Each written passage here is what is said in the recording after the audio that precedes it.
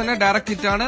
Opposite ദിശകൾ വരുന്ന എതിർ ദിശകൾ വരുന്ന ടാങ്കർ ലോറിയും ബസ്സും തമ്മിൽ കൂട്ടിമുട്ടുകയായിരുന്നു. ദൃശ്യങ്ങൾ അതിന്റേതാണ് കാണുന്നത്. ബസ്സും ടാങ്കർ ലോറിയും കൂട്ടിയിടിച്ചത് കോഴിക്കോട് പേരാമ്പ്ര വെള്ളിയൂർ എന്ന് പറഞ്ഞ സ്ഥലത്താണ്. ബസ്സിൽ സ്വാഭാവികമായും നിരവധി പേരുണ്ടാകാൻ സാധ്യതയുണ്ട്. ടാങ്കർ ലോറിയിൽ രണ്ടോ മൂന്നോ പേരുണ്ടാകാൻ സാധ്യതയുണ്ട്.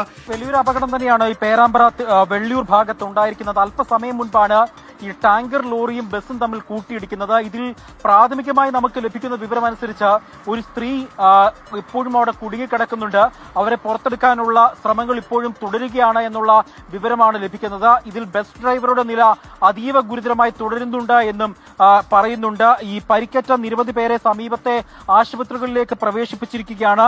ഈ സംഭവ സ്ഥലത്ത് നാട്ടുകാരും ഒപ്പം തന്നെ മറ്റുള്ള ആളുകളും ചേർന്നാണ് രക്ഷാപ്രവർത്തനം നടത്തിയത്. ഈ അപകടത്തെ സംബന്ധിച്ചുള്ള കൂടുതൽ വിവരങ്ങളൊന്നും തന്നെയും ഈ ഘട്ടത്തിൽ നമുക്ക് ലഭിക്കുന്നില്ല. പ്രാഥമികമായി അവിടെ നിന്നും പേരാമ്പ്രയിൽ നിന്ന് ലഭിക്കുന്ന വിവരമനുസരിച്ച് മഴയുണ്ടായിരുന്നു, ശക്തമായ മഴ ആ ഭാഗത്തുണ്ടായിരുന്നു. അത് ദൃശ്യങ്ങളിൽ നമുക്ക്